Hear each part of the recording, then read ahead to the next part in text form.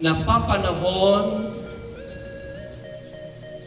na sa gitna ng inyong pagtatapos ay narito sa ating harapan, sa altar,